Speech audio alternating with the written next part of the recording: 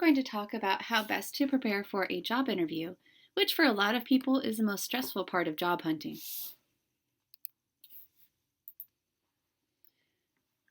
So, generally speaking, most job interviews average 40 minutes long, and it's good going in to expect multiple interviews. Often there's levels of interviews, possibly starting with the first interview where they weed out the ones they definitely don't want to hire. But if they like you, they might call you back for a second interview, possibly more than that. Usually, though, with the jobs I've applied for, it's been 2 interviews to get a job. There's different types of job interviews. Sometimes they'll ask you to interview over the phone. Quite often, you might be at a job interview where there's more than one person interviewing you. Often they'll include both uh, the overall boss as well as the direct supervisor who would be in charge of training or mentoring whoever's hired. So, what that would look like in a teaching situation is that for most of the interviews I've gone to for teaching, there would be both the math department chair, the person who would be in charge of training the new math teacher, as well as one of the vice principals or more asking questions.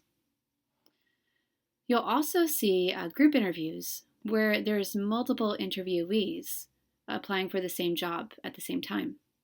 You'll see group interviews most often for filling entry-level positions where there's a lot of openings available.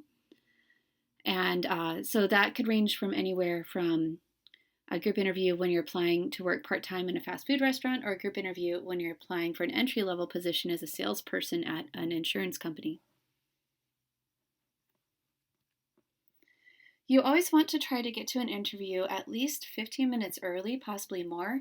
That's not just taking into account possible traffic issues.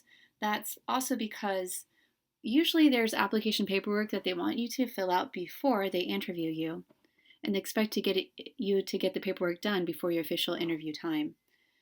When you're filling out that paperwork, it's really helpful to bring a piece of paper with you with a list of all of the different names of the places you've either gone to school, especially for college, or worked at, as well as their addresses, as well as the exact dates of when you worked at each place or attended each college.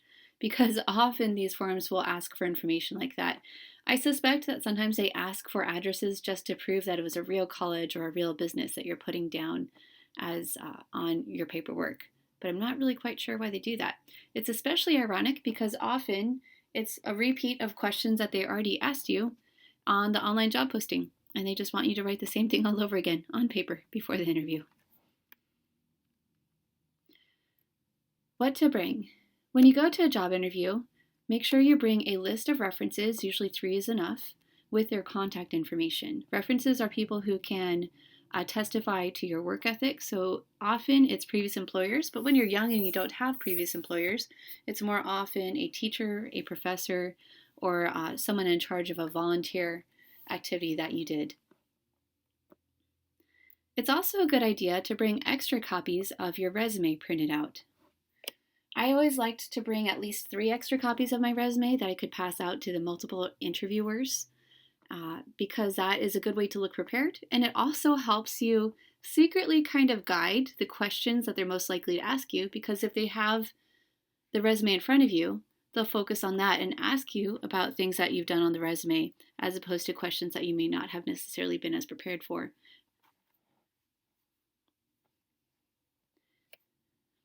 Bringing a portfolio of your work is a really good idea if you are planning for any sort of job that involves some amount of creativity. So that includes jobs like being a graphic designer, but also includes jobs like being a teacher. I'd always make a point of bringing my most creative lesson plans or projects that I designed to a job interview. You also want to bring 2 to 3 intelligent questions about the company. It's one way to prove that you are interested enough in the company to do your research. Say something like, I read on your website this company focuses on such and such. Tell me more. It sounds fascinating.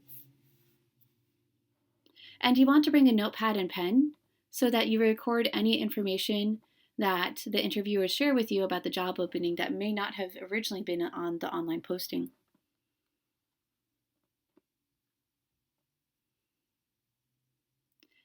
Now, what to wear to the interview? You really only have to write down the section that applies to you. Don't write down the whole thing. So, generally speaking, for most interviews, guys would want to wear a suit or a dress shirt with a tie. You want to wear conservative colors like navy gray and black, essentially boring colors, and avoid cologne. Girls, you want to wear fairly conservative dresses or office wear or suits and try to avoid perfume. So, some of the articles I've read said you really don't want to wear cologne or perfume because you might accidentally set off an allergic reaction in the interviewer, and that would make a terrible impression. Now, I want to point out that there's a lot of variation in what to wear to an interview depending on the industry. So this list will not necessarily apply to every job, but a good rule of thumb for every job is that whatever sort of clothing you would wear to the actual job itself, wear clothing that's one step up in terms of formality from that to the interview.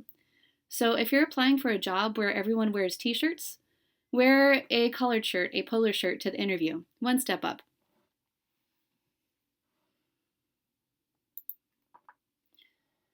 After the interview, it's always good to remind yourself it's a learning process. Don't expect perfection from yourself.